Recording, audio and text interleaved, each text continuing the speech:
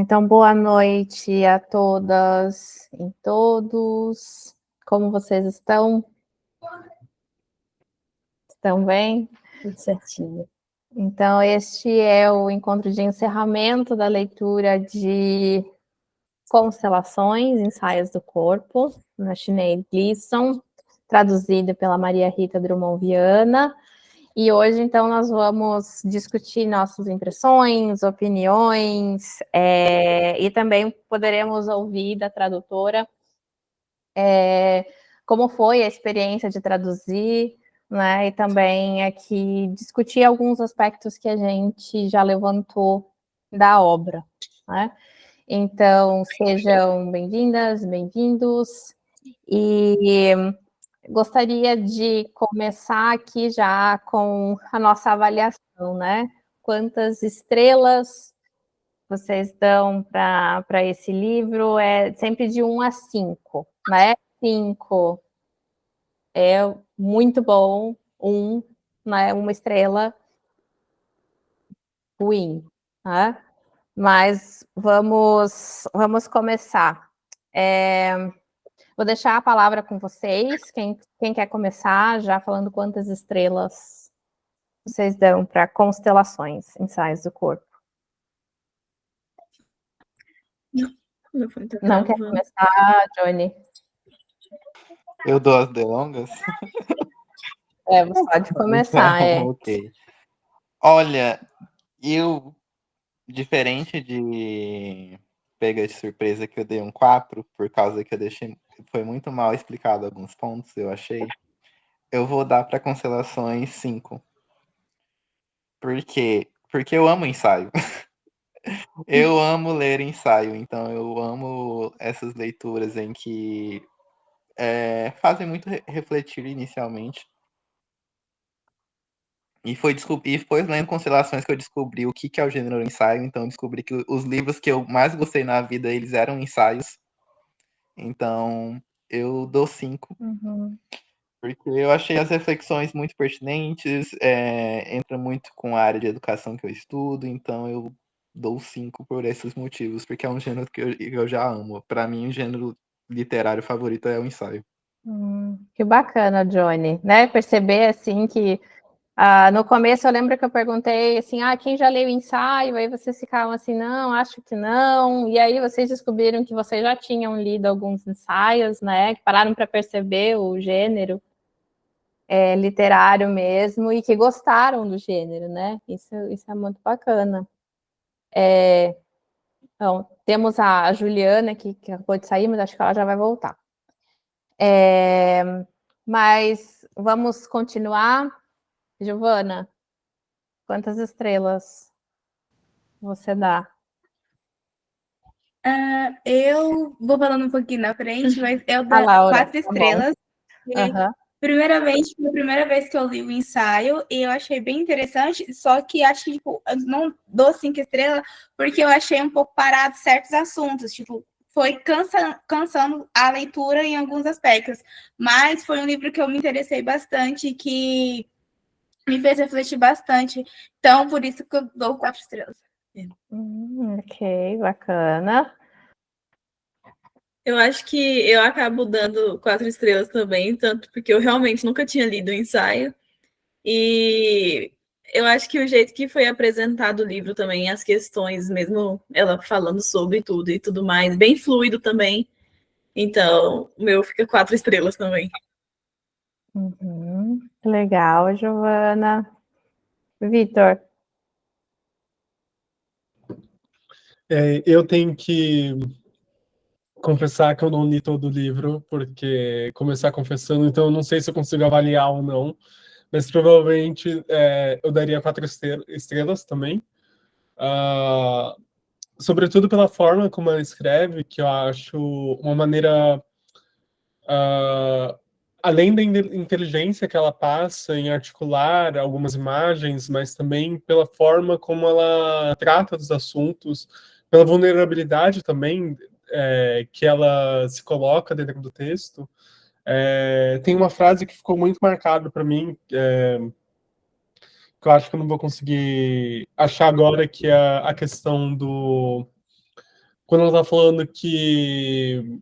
Eu não lembro qual das doenças que ela tava, mas se eu não me engano era leucemia, que ela se propõe a escrever um livro no final, e ela fala assim que uma deadline, na verdade, é uma promessa que eu estarei viva. Então, eu fico pensando muito no nosso trabalho também, enquanto professor, pesquisador, que também uma deadline para a gente também é uma experiência, uma esperança de que no futuro nós estaremos aqui e prolongaremos as nossas vidas. Então, essa frase me marcou bastante, eu até marquei num aplicativo de escrita, mas eu não consegui ler tudo por causa do tema de doenças, que me dá hipocondria, então eu fico desesperado, eu fico, nossa, eu estou tendo essa dor exatamente agora, então,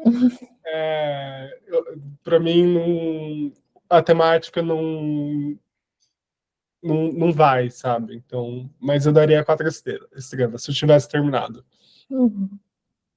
É interessante porque cada experiência de leitura, né, é uma experiência diferente, né? Ninguém lê o mesmo livro da mesma forma, né? Pode suscitar alguns sentimentos, algumas experiências que vocês provavelmente também não vão ter, né? Enfim, ou terão de uma forma diferente, mas enfim. Bacana, Vitor. Mariana, quantas estrelas? Olha, gente, esse livro ele veio no momento em que faz todo sentido na minha vida. Eu pessoalmente não estou vivendo, né, assim, exatamente o que a protagonista, enfim, a autora, né, a Sinead Gleason escreve, mas eu tenho amigos, enfim, pessoas, parentes que têm passado por situações muito parecidas, e é muito bonito ver o sofrimento, lógico, mas como ela é tão generosa para compartilhar o que ela sente, e eu acho que a gente se sente menos sozinho lendo Constelações, né? E o jeito que ela lida com a maternidade, então, assim, os diferentes poesia junto com prosa e, né, enfim, eu amei esse livro, sinceramente. Então, para mim, é nota 5, ele me surpreendeu em todos. Não li a tradução, mas ainda porque eu né, estava com o livro em inglês, então, mas eu quero ler a tradução agora porque eu sei que tem ensaios que não tem nessa edição que eu tenho, então, com certeza eu vou querer ler a tradução da Rita. Então, amei. 5. 5 estrelas, muito bem. Legal. Queria dar boas-vindas à Juliana, que está se juntando a nós. Tá, seja bem-vinda, Juliana. Ela está comentando aqui no chat, está agradecendo. Juliana, não sei se você conseguiu ler o livro. Você não leu, né? Mas tudo bem. Que bom que você está se juntando a nós, e aí você também vai poder ter uma ideia bacana do livro, e com certeza você vai querer ler também, né? Mas seja bem-vinda. Ok? Eu vou agora dar a minha nota. Tem mais uma leitora aqui. Eu vou aceitar. Vou dar minha nota agora, e aí eu vou passar para a Rita também, vou perguntar para a Rita quantas estrelas ela dá, mas ela, assim, ela como tradutora, com certeza, né, tem uma relação bem próxima, né, com essa obra que do processo tradutório mesmo, né? Mas eu dou 5 estrelas para esse livro, porque eu amei a escrita dela, o jeito que ela escreve, a abordagem dela sobre assuntos que são próximos a mim também, né? Não vivi grande parte das coisas que ela viveu, mas eu consegui, eu acho que criar esse laço, né, com ela, e é uma escrita muito poética, então eu gostei muito, grifei vários trechos aqui, então eu acho que me tocou muito em vários aspectos, e eu acho que ela domina a técnica do ensaio como ninguém, assim. Ela realmente consegue prender a gente para a gente continuar lendo, e quando a gente vê, a gente já leu vários ensaios de uma vez, enfim, eu acho que, além também das referências, né, que ela já leu muitas coisas, ela entende de várias áreas, e isso acaba sendo também uma inspiração para a gente, né, de ir atrás dessas referências que ela cita aqui, enfim, para poder até dialogar com ela, né? Então, eu dou 5 estrelas. Mas vou passar a palavra para Maria Rita, que é tradutora da edição brasileira. Rita, boa noite. Quantas estrelas você dá para Constelações? Camila, eu dou 5, porque eu escolhi traduzir esse livro, né? Eu não estou no mercado editorial mais como tradutora freelancer. Eu, como professora, eu escolho quais projetos que eu quero fazer. E eu cheguei nesse livro como uma leitora. Foi depois de ler que eu pensei que não, eu quero levar esse livro para o Brasil. Então, eu amei e achei que, não, eu quero levar, quero fazer essa tradução, quero dar um jeito de poder trazer esse livro para a gente. Eu pensei, eu gostei muito do que o Johnny falou, né, do gênero. Eu acho que a gente estava precisando de mais. Eu senti que era um gênero que ia dar certo aqui, e que a gente precisava de ver esse outro tipo de ensaio também, que tem bem a ver com isso que você falou, né, Camila, dela transitar pelas outras artes. O fato dela ter sido jornalista, ela trabalhou como jornalista e crítica de música e crítica de arte em jornais e revistas, eu acho que isso possibilitou a ela conhecer muitas coisas e de um jeito profundo, que é o jeito profundo que a gente acaba conhecendo quando a gente tem que escrever sobre aquilo, né? Que uma coisa é a gente ir numa exposição, achar legal, gostar, ler as plaquinhas, de repente comprar o livrinho da exposição. Outra coisa é quando você tem que ver a exposição sabendo que você vai ter que escrever sobre aquilo, numa reportagem, numa crítica, numa resenha para jornal. Então, eu acho que, embora esse tenha sido, né, o primeiro livro de ensaios dela, eu acho que ela consegue, a gente vê que ela é uma escritora muito veterana pelo jeito que ela escreve. Ela é uma pessoa que sempre escreveu muita coisa. E eu gostei muito disso. Eu acho que muitas vezes eu tenho pensado muito sobre arte, sabe, gente? Sobre as artes em geral, não só a literatura. E cada vez mais eu penso que a gente de letras, a gente esquece que a gente é arte. Então, eu acho importante a gente pensar em textos que resgatem isso. A gente tem tanta coisa a ver, eu não sei se aí vocês têm curso de artes cênicas, mas a gente precisa muito de ter esse contato com o pessoal de cênicas, de música, de belas artes. Eu acho que é uma coisa que a gente não pode perder, dependendo da forma como a universidade é organizada, dependendo do que está disponível, enfim, a gente nem sempre tem essas pontes facilitadas, né? Lá na USP, que foi onde Camila, Vitor, eu, Mari, nos conhecemos, não tem, né? A FEFELESH, ela é separada da ECA, que é de Comunicação e Artes, então a gente às vezes não faz essa ponte. Em alguns lugares essa ponte existe mais fácil.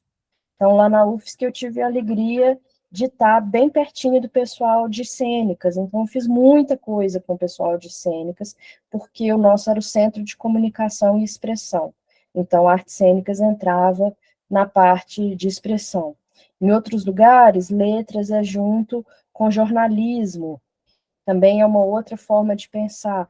Então, acaba que a gente não pensa sempre isso, mas a forma como a própria universidade se organiza em faculdades, em centros, em escolas, às vezes nos coloca mais como mais junto de outras áreas, né, no caso das ciências humanas, como é na FEFELESH, talvez como seja aí, ou mais perto das artes, mais perto da comunicação, mais perto da belas artes também, design, que era uma outra coisa que lá na UFSC era perto.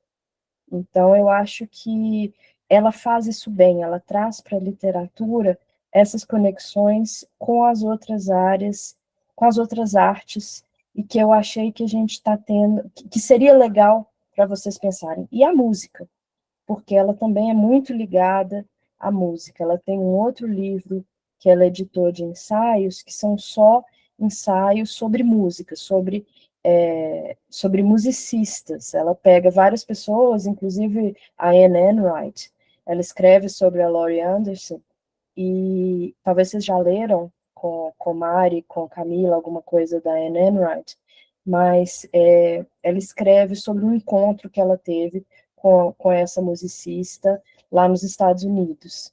Ela estava visitando, né, enfim, mas aí ela tem esse encontro e ela fala todas as coisas que ela queria ter falado para essa pessoa que ela admira muito, que foi importante para ela, mas que na hora ela congelou e só conseguiu falar blá, blá, blá. Ela botou um tanto de letrinha juntas, e ela falou, eu queria ter conseguido. Oi, Mari? Você tá Fico assim muda, também, desculpa, eu me sinto exatamente assim quando, né? Mas é muito legal, porque a Anne Wright usa o ensaio dela para poder falar o que ela queria ter falado se ela tivesse dado conta de falar. Então, é muito legal você também pensar que você pode usar o espaço do ensaio para poder refazer sua história, né? Então, ela pega o que ela queria ter dito. Então, a música é super importante para a Sinead. Acabou que a Mari mencionou, e a Camila tinha me pedido para falar disso também, dos ensaios que ficaram de fora. Na verdade, um dos ensaios que ficou de fora era um ensaio sobre música, que tinha citação de várias músicas, porque o marido da Sinead é músico. Ele trabalha com música, ele faz trilha sonora de filme e de séries. E ele tem um estúdio lá na casa deles e tal. E aí, esse ensaio é cheio de música. Só que aí ia criar um problema, que é um problema de direitos, porque a gente estaria citando trechos de música. Falei, nossa, você vai dar uma confusão, vai atrasar a publicação, vou mexer com isso não. Então, foi um dos ensaios que acabaram ficando de fora, também por causa disso. E também porque cria aquela situação meio esquisita, que eu traduzo a letra da música, eu boto isso no rodapé, não faz sentido botar no texto, no corpo do texto, a tradução da música. E então falei, vai ficar aquele tanto de nota de rodapé, não vai ficar bonito, não vai ficar legal. Então, várias questões pesaram. Mas em relação a isso que a Camila me pediu para falar, o que aconteceu? Então, eu já conhecia a Sinead, a gente tinha convidado ela para vir fazer uma palestra aqui no Brasil, em 2017, eu acho, por causa de um outro livro dela.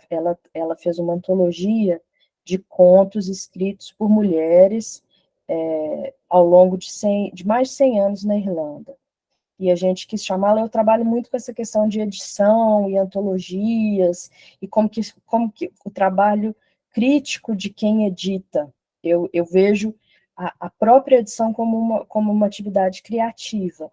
Então, foi como antologista que a gente convidou a Sinead para falar sobre esse livro dela, e aí eu falo isso um pouquinho na introdução, não sei se vocês leram, mas aí ela veio, e eu conheci ela e tal, o santo bateu muito, gostei demais dela, a gente continuou se falando, e aí, quando ela fez o lançamento do livro lá em Londres, porque primeiro ele foi lançado na Irlanda, depois ele foi lançado uma versão nova, inglesa, porque né, a editora da Irlanda era pequenininha.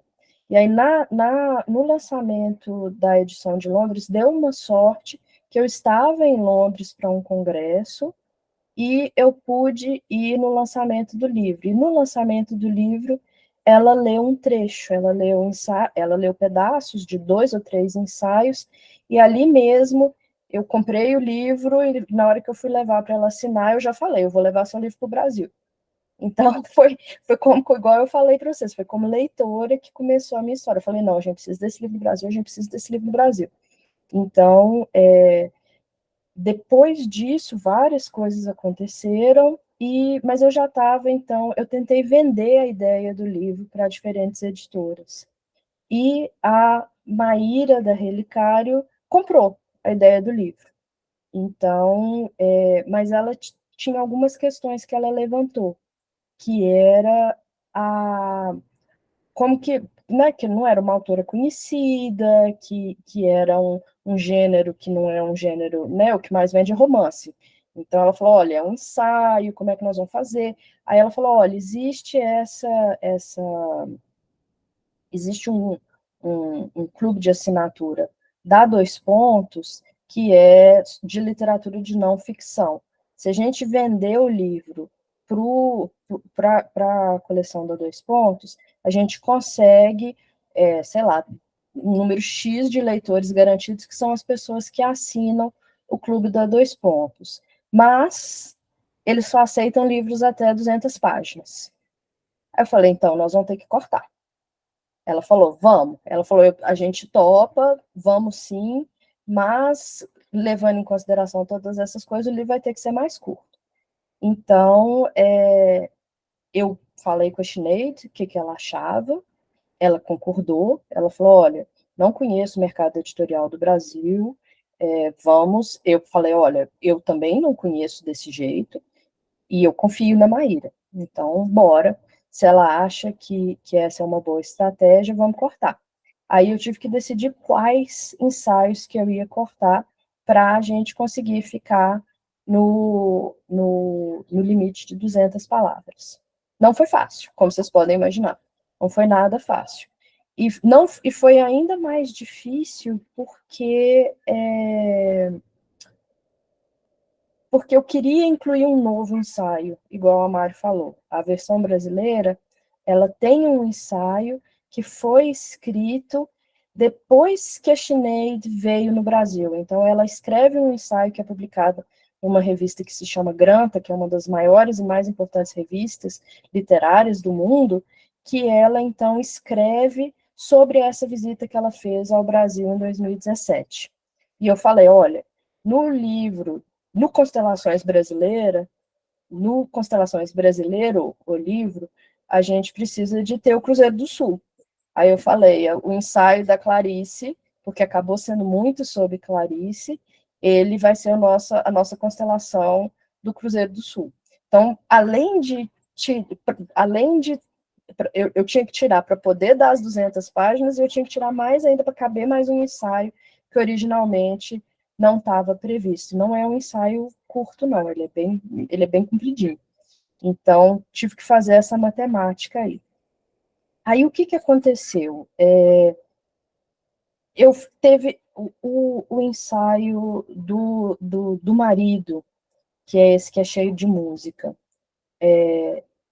Ele foi razoavelmente fácil de cortar, porque tinha essa questão legal, então, de direito mesmo, direitos autorais. Eu falei, bom, esse daí vai fora. Eu acabei tirando também, e esse foi bem difícil de tirar, o ensaio sobre a tia, que é um ensaio lindíssimo, na minha opinião, e tirei um ensaio sobre viajantes, tá? Meu recorte foi um recorte, então, que teve muito a ver com temática. E isso se refletiu no título, que acabou ficando Ensaios do Corpo. Eu foquei, os ensaios que ficaram muito mais focados nas questões do corpo. Eu discordo um pouco do Vitor, que ele é principalmente sobre doença. Não é principalmente sobre doença. A doença aparece naquele ensaio no início. E certamente aparece em outros pontos. mas eu acho que tem muito a ver com o corpo em geral, especialmente o corpo das mulheres, que é o que para mim aparece mais, tá? E a gente pode falar disso depois, mas com certeza que essa é uma questão que aparece logo de cara no primeiro ensaio, e no segundo ensaio aparece de novo, porque você tem a questão, né, aquele ensaio do sangue, enfim. Mas eu diria que não é um livro principalmente sobre a doença, e sim sobre o que o corpo é capaz de... as coisas que podem acontecer com o corpo, tanto boas quanto ruins, e o que o corpo, como que você pode pensar o seu corpo individualmente e o corpo de outras pessoas politicamente também, que é uma outra coisa que depois eu quero trazer para vocês. Então, esses outros ensaios que seriam sobre terceiros, vamos dizer assim, o marido, a tia, as viajantes, eu falei, porque no original era escritas da vida, né?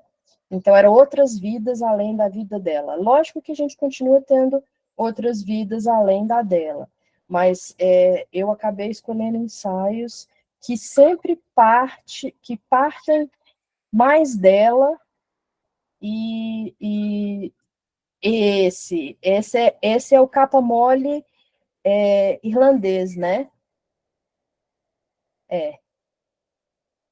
Esse é lindo. Eu gostei muito dessa capa. A primeira capa ela era laranjada. Eu achei essa mais bonita, o capa mole. Ainda usou o dourado também, que eu achei que ficou bem legal. Gente, eu sou parada com essas coisas de edição, então eu sempre reparo nisso. Ai, é dourado. Qual que é o Pantone? Mas é coisa de gente meio doida. Então, foi assim que foi feito. E, por último, pensando no que Giovana falou, que nunca leu o ensaio, essa questão do gênero, ela foi bem importante para a gente pensar. Por quê? No inglês, como a Mari mostrou ali também, ela usa reflexões, ela não usa essays, ela usa reflexões. E reflexões é bem legal, porque, de fato, ela está refletindo, né? O ensaio, ele é um gênero reflexivo, e também tem a coisa da estrela, como que ela reflete, né? As coisas que refletem a luz da estrela, achei que também fazia sentido. Então, eu cheguei a conversar isso com a Maíra, se faria sentido uma indicação de gênero em português ficar como reflexões. A outra coisa que eu pensei também, especialmente pensando no ensaio da Clarice, era chamar tudo de crônica. Crônicas da vida, ou crônicas do corpo, foi uma coisa que eu pensei também. Mas aí, de novo, eu escutei a minha editora. Ela falou, Rita, crônica tá meio passé. O povo associa muito crônica com o século XX, tem tudo a ver com a Clarice, mas não tem a ver com a contemporaneidade que a gente está querendo dar para a Schneid. O ensaísmo está em alta. Bora chamar de ensaio. Eu falei, bora chamar de ensaio. Eu finjo que tem a ver com Montaigne, mas a gente finge que é coisa nova, que é coisa contemporânea. E então, por isso também que ficou ensaios, como um gênero também mais facilmente reconhecível pelo público mais amplo. Também passou por aí. E que descreve para mim super bem o que acontece ali naqueles textos. Mas, Camila, eu acho que já deu de tempo, eu quero ouvir o resto do pessoal também. Sim, obrigada, Rita. Com certeza algumas outras questões vão, né, aparecer aqui na nossa discussão, mas é muito interessante ver todas essas decisões, né, que existem por trás e antes da publicação do livro, né, como é que se dá esse processo, né? Eu acho que essas decisões acabaram gerando uma edição muito boa, né? Porque tem essa questão, né, dos ensaios do corpo, que levantam, tem uma unidade, né, de sentido, ali tem uma unidade temática, e também trazem para a gente essa questão do gênero mesmo, né? Gênero ainda pouco lido, pouco conhecido, pouco praticado aqui no Brasil, né? Mas que quando a gente lê, a gente consegue né, interagir com esse gênero. Enfim, eu acho que, apesar de não ser um gênero novo, aqui para o Brasil né? Mas a E gente... é um gênero que está em alta, eu acho que está tendo mais escritos sobre isso, né? A gente tem, assim, fora do Brasil, acho, né, grandes escritores e escritoras de ensaios, né? Ensaístas como Anne Carson, né? Nós temos outras pessoas, e eu acho que essa influência também tá sendo cada vez maior aqui no Brasil, né? Pelo fato de hoje em dia a gente tem muito, né, newsletters, as pessoas têm newsletters e elas acabam, né, também escrevendo às vezes um pouco ensaio também, né? Então, eu acho que está popularizando aqui no Brasil. Mas vamos agora para as perguntas que, né, os nossos alunos extensionistas prepararam. A primeira delas é a Giovana. Giovana, você tem as perguntas aí? A primeira pergunta, na verdade, é sobre a tradução, Rita. Então, Giovana, pode fazer. Ok, então a primeira pergunta que a gente tinha feito era para Maria Rita, né? Quais foram os maiores desafios que você teve no processo de tradução e como foi traduzir o livro no geral?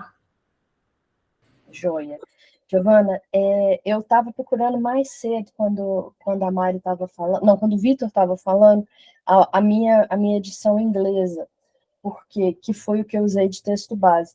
Ela está cheia das bandeirinhas para poder mostrar para vocês, mas eu acho que está lá em Ouro Preto, porque eu moro em Belo Horizonte e Ouro Preto. Eu fico metade da semana num lugar, metade da semana no outro. Mas deve ter ficado lá, não estou achando aqui não. Mas uma das questões que eu mais me preocupei foi de prestar atenção nos vieses que a gente tem sem pensar, especialmente em relação a profissões, sabe, Giovana? Porque para ela é muito importante a questão do gênero, e ela fala muito dos médicos e das médicas, das enfermeiras e dos enfermeiros. Então, uma coisa que eu pude fazer, e isso foi uma vantagem da gente ter ficado próxima e de eu ter essa abertura com ela era perguntar, todos aqueles, quando aparecia doctor, nurse, consultant, eu pude perguntar para ela, mas esse aqui é homem ou esse aqui é mulher? Porque na tradução eu ia ter que decidir entre médico ou médica, enfermeiro ou enfermeirá, porque, né, é a nossa língua tem essa marcação de gênero que é bem importante. Isso é uma coisa que ela fala, né, quando ela está falando das fotos da Joe Spence, é uma coisa que ela ressalta, como que tem uma foto, e se vocês quiserem olhar na internet, depois a gente pode ver também, que é uma mulher na cama, mas a gente não vê, e ao redor dela vários médicos, todos homens, ao redor dela, olhando ela. E isso essa foto é para passar uma claustrofobia, é para passar assim, como que você tem eles fazem um cerco ao redor da mulher, e é todo mundo homem, todo mundo de branco, todo mundo numa posição de estar mais alto do que ela, uma posição de autoridade, e uma das coisas que ela fala também é que os ortopedistas eram todos meio toscos e todos eram homens. E ela vê também essa relação do gênero, de quem está cuidando dela, e também certas experiências que ela teve de não ser ouvida, de não ter a dor dela validada. Então, era muito importante traduzir essas profissões com gênero correto, né? E nesse caso, que eram pessoas reais que existiam. Em outros casos, a gente tinha palavras que em inglês não tem a marcação, mas que ela parecia estar falando de uma forma mais neutra. No caso do paciente, deu um jeito, paciente não tem marcação de gênero, beleza. Mas aí eu tinha que fazer algumas ginásticas sintáticas para poder não falar o paciente, ou os pacientes, porque a partir do momento que eu coloco o artigo definido, seja no plural, seja no singular, eu já marco como masculino. Então, às vezes, eu tinha que fazer essa ginástica sintática, porque ela não estava querendo, naquele momento, fechar só no feminino. Então, algumas horas eu tive que fazer esse tipo de pergunta.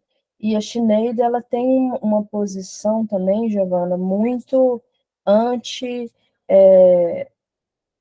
anti o feminismo que exclui pessoas trans. Então, para ela também era importante falar de pessoas que gestam, né? Então, eu não queria também fazer no texto dela uma coisa que fosse contra a política dela, contra as coisas que ela também defende. Então, em alguns lugares eu tive que ter essa conversa com ela, como é que a gente faria. Mas esse foi, sem dúvida, um desafio que a gente teve, que no português a gente tem que decidir, a gente tem que generificar ou gendrificar, eu já vi as duas coisas, as duas traduções possíveis, a gente tem que botar gênero meio que em tudo, e coisas que não faz muito sentido. Então, foram decisões que eu tive que tomar em consulta a ela, tá? Então, foi isso.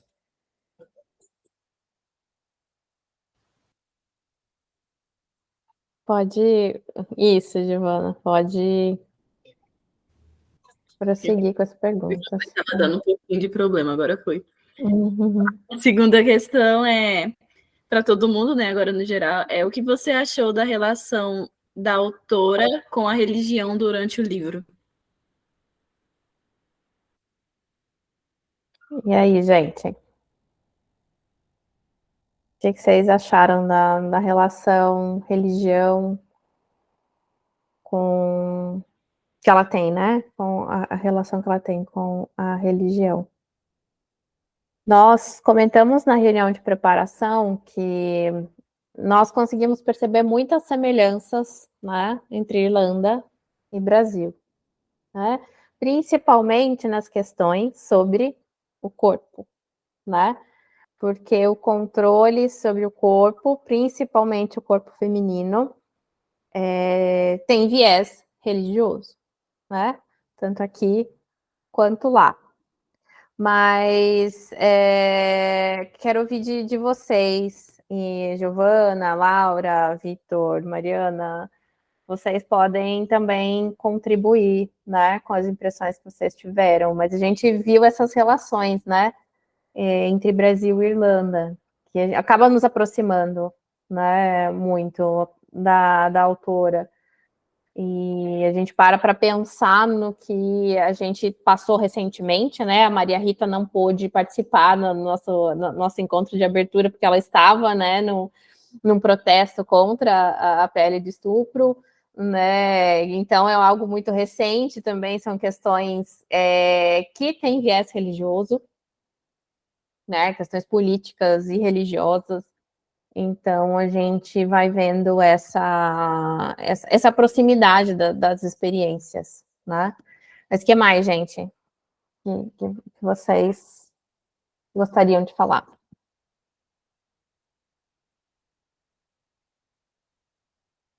Pode falar, Giovana.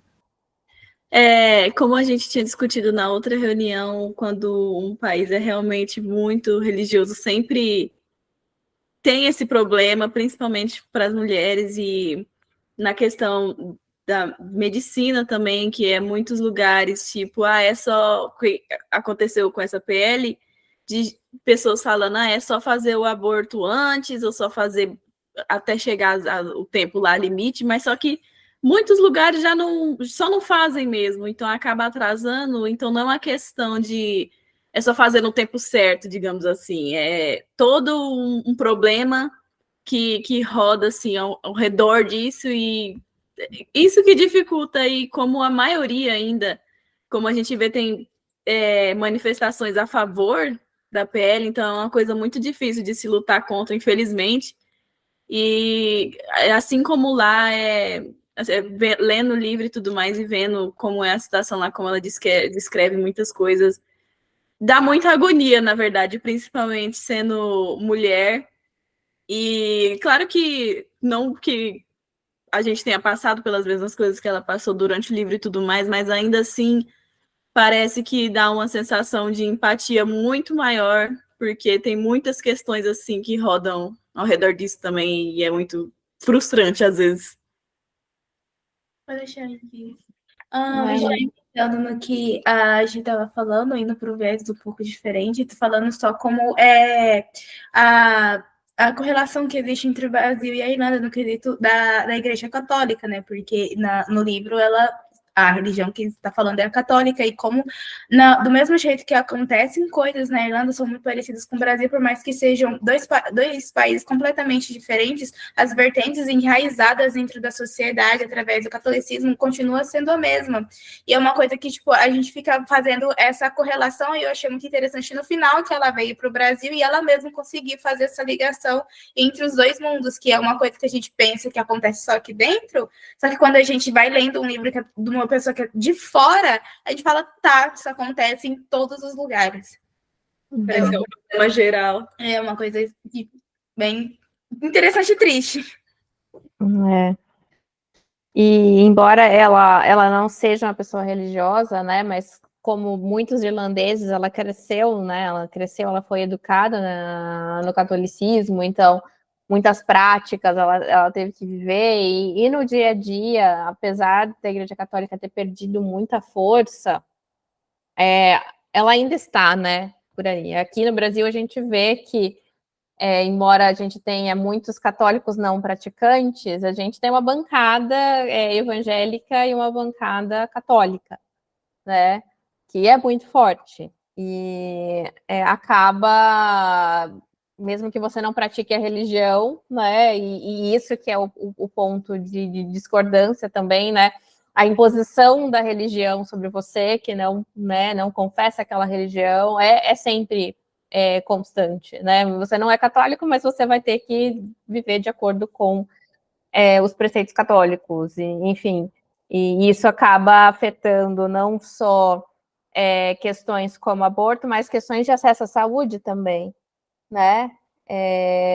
Na Irlanda ainda, aqui no Brasil a gente também tem, né, hospitais que são mantidos por entidades religiosas, e que até um tempo atrás teve uma polêmica de um hospital em São Paulo que é mantido por uma organização religiosa, e a pessoa foi colocar um DIU e falaram para ela que não, nesse hospital a gente não insere DIU porque nós somos católicos, né? Então questões de saúde pública também acabam sendo afetados pela religião, né? E aborto também é uma questão de saúde pública, enfim. E ela consegue ver, eu achei legal que vocês falaram dela ter conseguido perceber esses paralelos quando ela veio, porque ela de fato é uma pessoa muito atenta, e ela está muito ligada nas questões de política do mundo. Então, quando eu entrei mais ativamente com o pessoal do ativismo mesmo, aqui em Belo Horizonte, contra esse PL, eu pedi para ela, e eu queria compartilhar com você, se a Camila permitir, eu Sim. pedi para ela fazer um vídeo em apoio a gente, e aí vai ser legal que vocês vão ver a carinha dela também. Deixa eu tentar compartilhar aqui, deixa eu ver se vai dar certo, peraí. Chrome Tab, esse aqui. Vamos ver se vai dar. Ver se está aparecendo aí bonitinho. Sim, está aparecendo. Deixa eu fazer maiorzinho. Pronto. Me fala se está dando para ouvir, tá? Tá. Olá, bom dia. My name Tá. is Sinead Gleeson. I'm a writer based in Dublin, in Ireland, and I wanted to send you a message in support of reproductive rights in Brazil. I wrote a little about this in my book, Constellations, which is published in Brazil in Portuguese by Relicario Editions. And this is a small section from Constellations. Until 2018, it was impossible to talk about the body in Ireland and not discuss abortion. It is especially difficult to avoid it if you are a woman and write about the body and what it can endure and encounter. The experience of a body, of one person's life, is an existential arc, a solitary set of circumstances affecting just one individual. Before the referendum in 2018, Ireland did not see the individual as a distinct being. Legislation was predicated on one-size-fits-all laws, blanketing all women with the same legal restrictions. Until the results of that referendum came into effect, no woman in Ireland could obtain a medical termination without a very specific and strict set of parameters. These included pregnancy as a result of rape or incest. In many of these scenarios, the request could still be turned down. Someone else, a faceless legislator, who was very likely not in the midst of an unwanted or crisis pregnancy, decided what was best.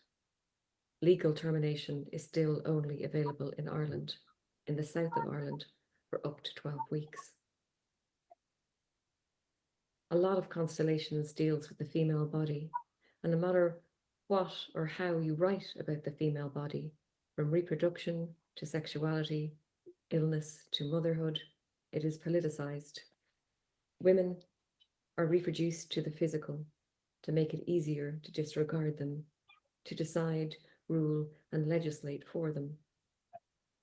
We never thought Roe versus Wade would be overturned, and it happened far too easily and too quickly. But things are changing. Around the world, crowds have swelled, the voices are louder, and we will not and should not be quiet. Obrigada. Pronto. Que bacana, né, Rita? Eu fiquei tão feliz dela ter topado de fazer esse vídeo, porque ela estava numa semana que ela estava super correndo. Ela falou, pode ser na semana que vem. Eu falei, não, tem que ser essa semana, porque a gente quer que arquive essa bosta logo. Então, aí ela falou, não, então peraí, eu vou parar e faço, pode deixar. Aí eu achei muito legal dela ter feito. E a gente ia conseguir que a Maíra também, eu pedi para a Maíra deixar esse ensaio sobre a campanha do aborto disponível para download gratuito no site da editora. Então, isso também fica, tá até agora, tá lá disponível, e a gente fez essa divulgação também. Mas uma coisa que eu acho legal, Giovana, é que, e também pensando no que... Ai, desculpa, eu esqueci seu nome, a sua colega que está aí com você. A Laura. Laura, desculpa. Tem sim, Juliana, eu já posto aqui para você, mas é no site da editora Relicário. Uma coisa que você falou, Laura, que tem a ver também, é que eu acho que o ensaio termina num tom de esperança, sabe? Porque lá eles conseguiram, em coisa de uma geração, menos de uma geração, eles conseguiram virar essa maré. E eu achei que a gente estava precisando de pensar que a gente, assim, tem muita força que tá vindo, que está reagindo, mas a gente também tem força, a gente também pode se organizar. E eu acho que o fato desse PL 1904 ter sido tirado de votação, ele tinha feito aquela votação em regime de urgência, já não está mais, eu acho que a gente conseguiu, sabe? Então, eu queria também que ela passasse um pouco dessa mensagem de esperança mesmo. Não é fácil, mas a gente tem que tentar, né? Então, para mim, é por aí. Sim, realmente, muito bacana. E também a editora disponibilizar esse ensaio, né? Eu acho que é muito importante para o nosso contexto aqui também, né? Para a gente discutir. A Mari colocou o link. Mari, você está falando alguma coisa? A gente não está te ouvindo. Eu acho que é esse, não é? Eu acho que sim. Esse mesmo, Mari. Isso, exatamente. Giovana e Laura, vocês podem fazer a próxima pergunta. Na verdade, a segunda pergunta era basicamente muito sobre o que a gente falou sobre a questão religiosa, mas eu posso pular se alguém quiser comentar mais alguma. Tá. Pula, passa para a próxima. Ok, então a terceira é: Edgar Allan Poe foi um dos precursores do conceito de atmosfera ou mood, que seria o humor ou sentimento que o autor cria em sua obra. Em vista disso, que sentimentos foram invocados em você enquanto lia essa obra? Que é Constelações. Muito boa pergunta. E aí, gente, vocês querem falar, Mariana? Vitor? Vitor já falou um pouquinho, mas ele pode falar um pouquinho mais. Será que não é para a Rita também essa? Também como tradutora. Né? Que leu tantas vezes, né? Que o processo de tradução é uma constante leitura, né, Rita? Eu, como mãe, eu gostei muito da maternidade, né? Do jeito delicado que ela trata da maternidade, sem dourar a pílula, né? Sem como uma coisa, como algo, né? Aqui tem um ensaio que ela começa, it is a truth universally acknowledged, né? Uma verdade universalmente reconhecida. Enfim, não sei como é que a Maria Rita traduziu, né? Não? Do Orgulho e Preconceito, que toda mulher, né, que possui um útero e ovos, né, e óvulos, deve querer um filho, né? Então, assim, must be in want of a child, né? Quer dizer, e o jeito que ela trata a maternidade, né? Não é porque para ela foi algo realmente dá para perceber que ela ama ser mãe, né? Ama a filha dela e ama a maternidade, mas ela não trata a maternidade de uma forma idealizada. Então eu gostei bastante desses sentimentos que ela, né? Que vem à tona, né? Em relação, claro, todos os outros assuntos, né? Mas eu acho que em relação à maternidade eu achei bem interessante. Bacana. Eu acho que a gente que gosta de... Ai, desculpa, Camila. Não pode falar não, Rita, fala. A gente que trabalha com literatura inglesa, todo mundo vai direto nessa frase. A Marcela, que fez a Marcela do Literatura Inglesa Brasil, que fez a Orelha, ela também foi direto nessa frase, porque é bem isso, né? Ela adapta a coisa do marido, do homem procurando, que deve estar querendo um casamento, do Orgulho e Preconceito, para poder que toda mulher que tem óvulo e útero deve estar querendo ter filho. Então, ela é um pedaço muito legal. E eu tentei, Mari, aí eu posso contar para vocês da tradução. Eu olhei tantas traduções do Orgulho e Preconceito para tentar achar qual que ia encaixar no ritmo que eu queria dar, o in want of a child, porque o want of significa falta e significa querer. E eu li sem brincadeira umas 6 traduções de Orgulho e Preconceito para tentar descobrir qual, porque eu queria justamente imitar o ritmo e que as pessoas que tivessem lido Orgulho e Preconceito em português, como ficou? Deixa eu ler aqui para você. Até fácil porque tá na orelha. É uma verdade universalmente reconhecida que toda mulher possuidora de um útero e de um suprimento decente de óvulos deve estar em busca de um filho. Ficou assim, em busca de.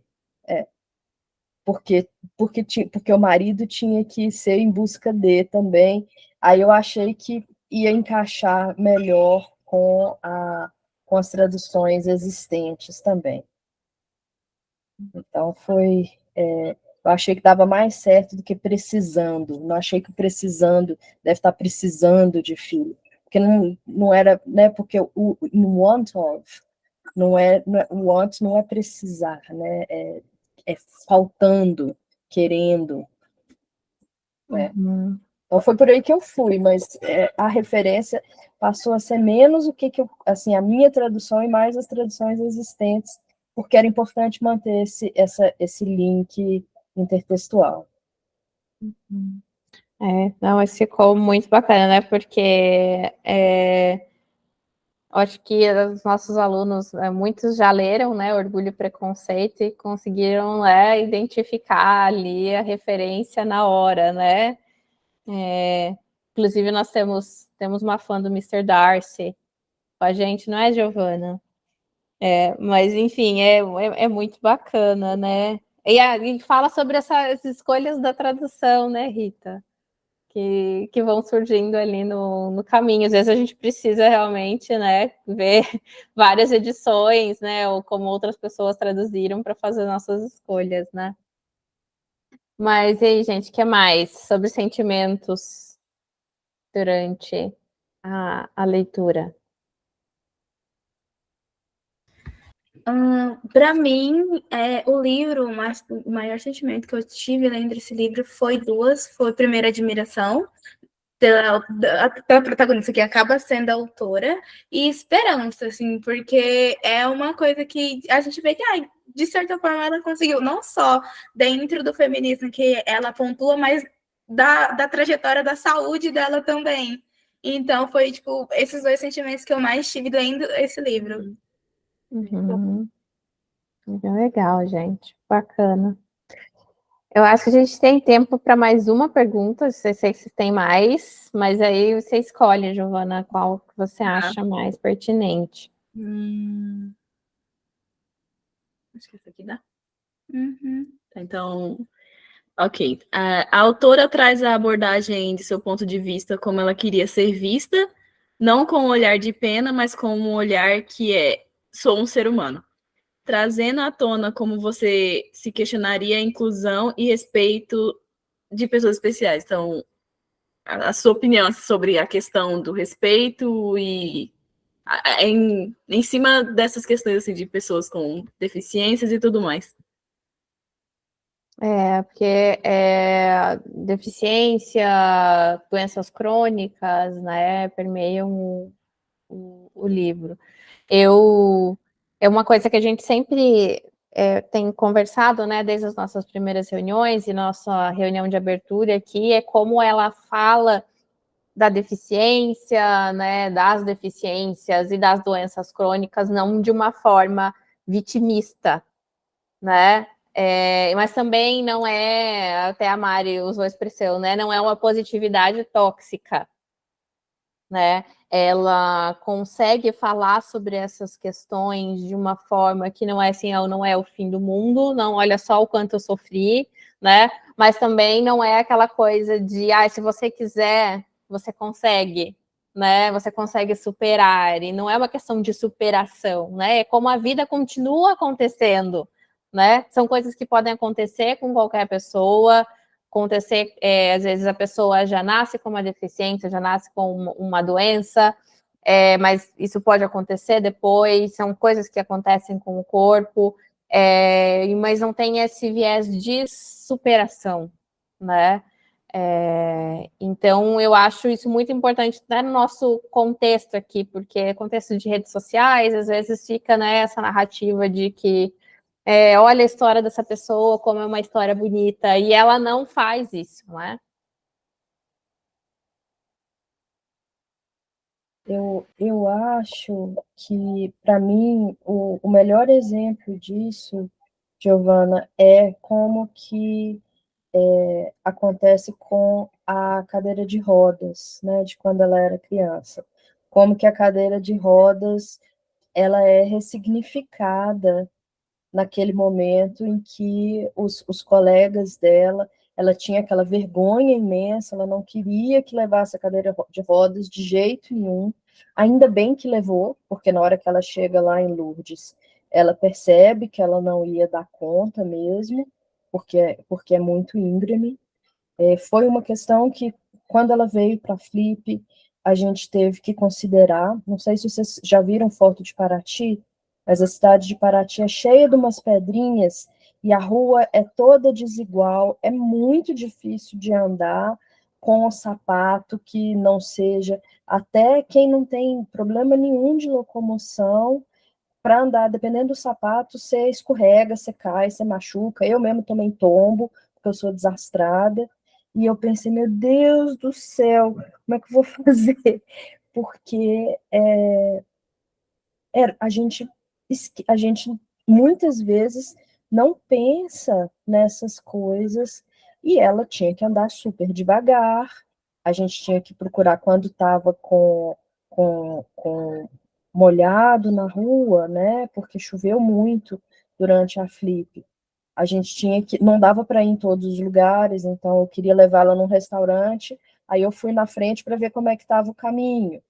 E é isso, assim. Então, no caso da cadeira de rodas, ela não queria, mas ela precisava, então foi bom que a família e a escola fizeram aquela pressão e conseguiram o aluguel da carteira, o empréstimo, na verdade, da cadeira de rodas, mas ela estava em pânico de ser vista com a cadeira de rodas, e a partir do momento que os colegas de escola, gente que nem era assim super amigo dela, simplesmente eram meninos que estavam ali, começaram a fazer cavalo de pau, e aí foi uma das traduções que eu gostei de ter feito. Eu falei, não, cavalo de pau é isso mesmo que eles estão fazendo. Começaram a fazer corridinha e cavalo de pau e levantar a cadeira de rodas. Ela passou a ver a cadeira de rodas como uma coisa que podia ser lúdica também, né? Então, todo mundo queria andar de cadeira de rodas e fazer o cavalo de pau na cadeira de rodas. Mas não era uma coisa que ela planejou, é uma coisa que aconteceu e que aí, para ela, ressignificou a cadeira de rodas, uma coisa que ela estava com horror de ter que usar. Então, eu achei muito legal isso. E que passou pelo grupo, né? Não foi ela sozinha, eu superei, eu enfrentei esse meu medo de usar a cadeira de rodas e tal. Foi uma coisa que passou por uma construção do grupo. E aí ela se sentiu apoiada e, e, e vista de outra forma, vista não como igual você falou, de coitadinha, né? Foi vista como, nossa, que legal essa cadeira de rodas. Vamos fazer corrida nela. Uhum. O Johnny teve que sair, mas ele mencionou já na nossa reunião de preparação que foi um dos trechos que ele mais gostou, né? Porque ele fez iniciação científica na área de linguística, e ele se interessa muito também pelo assunto da inclusão na educação, né? Então, ele foi um dos trechos que ele mais gostou. É realmente, né, muito legal, né, ver como é que o grupo reage àquilo, né, e passa a integrar a cadeira de rodas ali, né, na brincadeira deles. Mas uma coisa que a gente também discutiu na reunião de preparação, e a Giovana também pode falar sobre, é a questão que ela fala sobre como a deficiência ou como a doença crônica é vista no próprio ambiente médico de hospital, né? Porque ela passa por várias violências, né? Ela sofre várias violências de médicos e tal, e a Giovana até comentou, né, que é uma coisa que muitas vezes mulheres acabam até, né, cansando de viver violência, seja no parto ou de outras doenças que podem vir a cometer a gente, né, e que podem ser maltratadas pelos médicos ou desacreditadas, né? Então ela traz isso, a discussão sobre isso, né? E coisas que muitos de nós já vivemos, né, Giovana? Você pode até comentar sobre as suas experiências. A gente chegou nesse ponto porque é uma questão ginecológica mesmo, que tem muitos casos de mulheres que realmente têm uma cólica muito forte e assim, se chega no nível de você não conseguir levantar da sua cama de cólica, não é normal. Mas muitas vezes, quando a gente vai no médico para ver sobre isso, a gente descreve a dor, ele, é comum, é normal, é assim mesmo.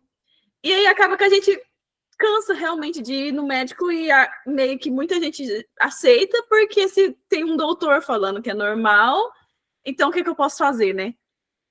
Então, isso é ruim, e como muitas vezes pessoas com deficiências já são vistas como Tipo, ela pode passar por essa dor porque ela aguenta, dependendo da deficiência que ela tem, ela já tá com isso a vida toda, então não precisa ter tanto cuidado, assim, entre aspas.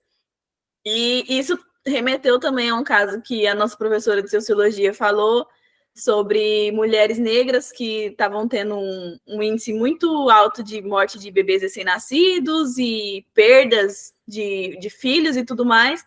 E quando foi pesquisar, era porque os médicos realmente não tocavam nas mulheres, não faziam pré-natal, não faziam acompanhamento decente. E isso resultou, assim, em muitos bebês morrendo, muitas mães, em alguns casos também. Então, às vezes, é sobre essa insensibilidade que tem sobre, em cima, assim, de pessoas que são minorizadas, né, são tratadas como minorias, às vezes não são. Mas é uma visão, assim, muito dura sobre, e que, às vezes, realmente dá um nervosismo sobre ir no médico. Então, às vezes, as pessoas se afastam de hospitais, mesmo que seja uma coisa muito necessária, porque o tratamento que teve durante a vida toda foi horrível. Então, meio que cansa passar por isso, ir lá gastar seu tempo também, e ter um atendimento horrível e não resultar em nada, e no fim a sua dor continua igual.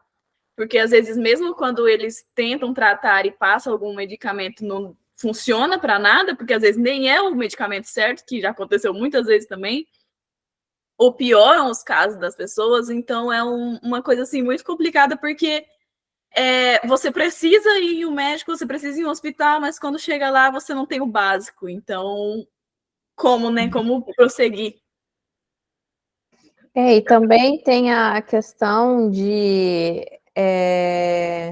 a Sinead fala, tem aquele trecho em que ela fala que ela vai tirar o gesso e o médico vai cortando o gesso e não percebe, ou não quer perceber que está cortando a pele dela, e ela lá com dor, e como se assim, você é capaz de suportar a dor, isso é uma frescura sua, você pode suportar essa dor. Daí ele larga e ela fica cheia de cortes, né, na pele, porque por uma insensibilidade. Então, acho que é outra coisa que a gente pode relacionar, né, com nossas próprias experiências, enfim, de ter a dor invalidada, né, de a pessoa com deficiência muitas vezes ser considerada forte, né, aguenta, ou nem deveria estar aqui, né, por que você está aqui, né, atrapalhando o meu plantão médico?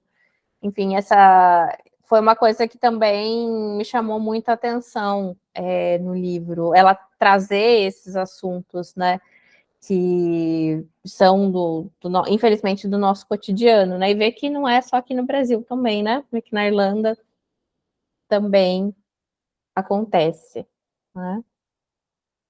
O que mais, gente? Alguém gostaria de comentar mais alguma coisa?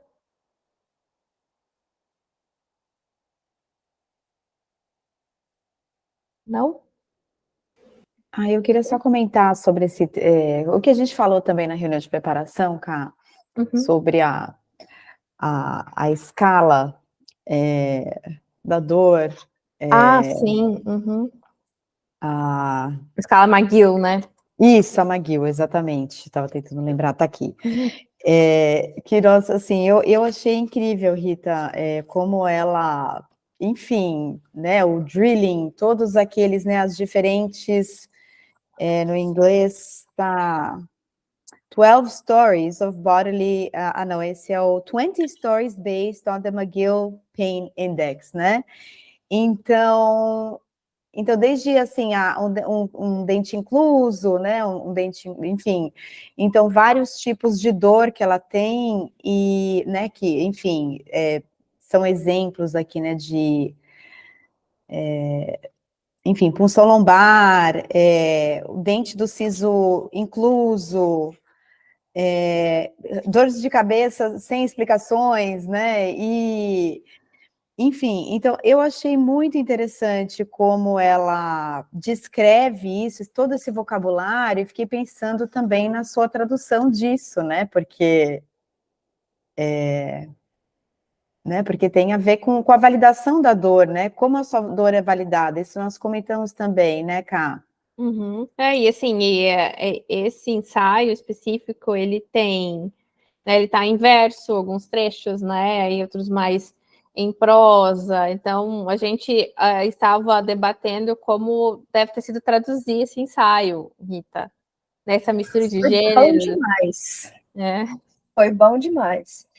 Em relação a isso, até foi uma coisa que eu conversei com ela, que ela gostou muito de saber, Mari. Por quê? Quando eu fui pesquisar, eu falei, olha, eu não posso traduzir esses termos da escala McGill tirando do meu sovaco, né? Eu tenho que... Não, isso é usado em hospital. Eu tenho que ver como que isso foi, de fato, traduzido. E aí eu descobri que aqui no Brasil, eles fizeram uma validação dessa escala com pacientes. Então, eles fizeram a tradução eles fizeram uma adaptação da escala, dos termos da escala, ouvindo pacientes. Aí eu achei um ensaio, um artigo médico grande e tal, falando como que foi feito um estudo propondo justamente para que aqueles termos da escala fossem validados por pacientes reais. Então, os subtítulos foi fácil, porque eu usei o que estava sendo dado pela escala McGill revista. Eu não peguei a escala McGill original da década de 70.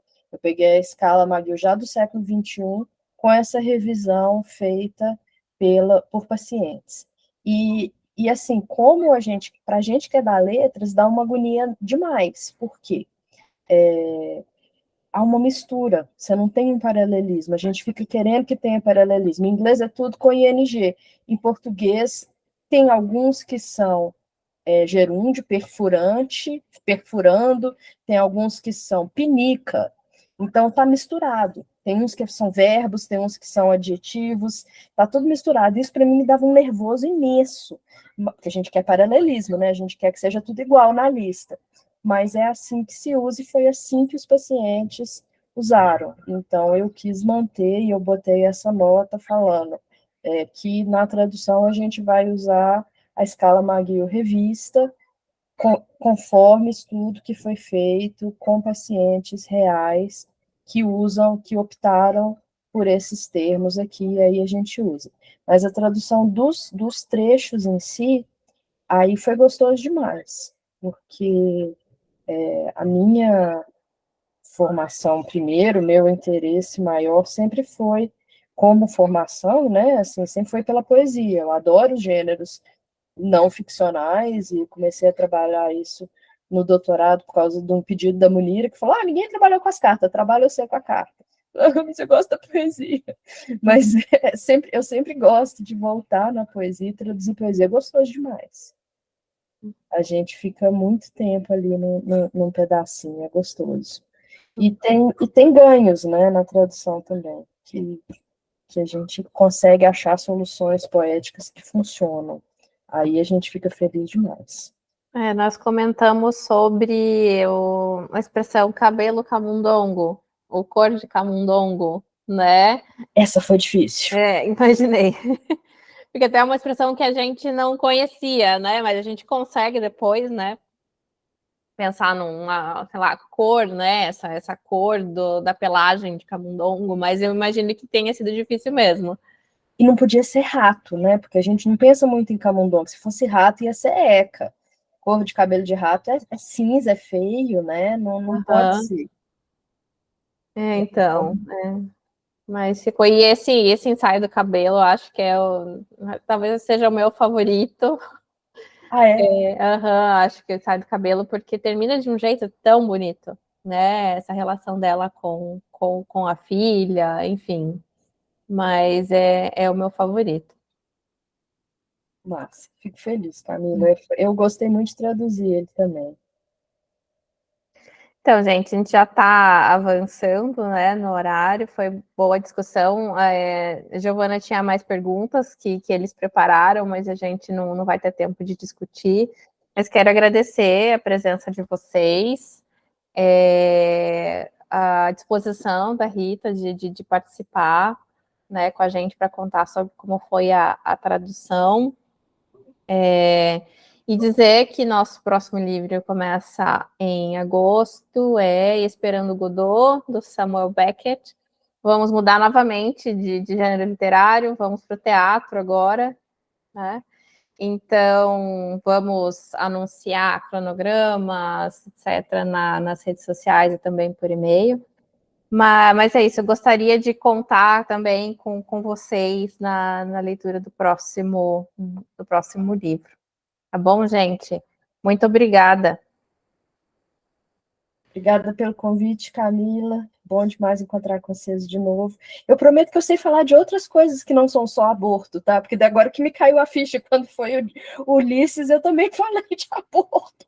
Eu sei falar de outras coisas, eu não sou monotemática. Mas às vezes precisa, né? Às vezes naquele momento histórico que estamos vivendo.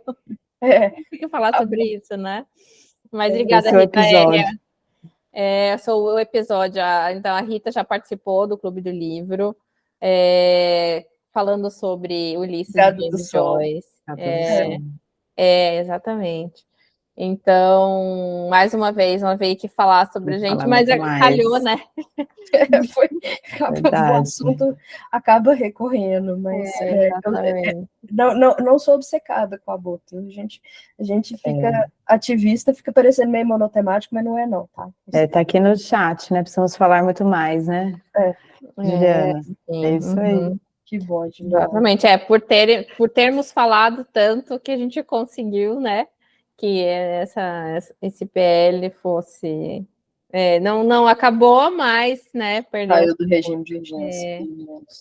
Então, tá bom. Também gostaria de agradecer a Juliana e convidá-la, Juliana, para você participar das nossas próximas reuniões. E, né, nossos extensionistas, Giovana, Johnny, a Laura não está como extensionista, mas ela está lendo, está participando como leitora. Então, obrigada a vocês, meninos, pelas perguntas. Vitor e Mariana também, pela presença, nossa equipe, né, do Clube do Livro. E é isso, gente. Aguardo vocês na nossa próxima reunião. Uma boa noite. Tchau, boa tchau. Boa noite, gente. Boa sexta. Boa noite, tchau. Tchau.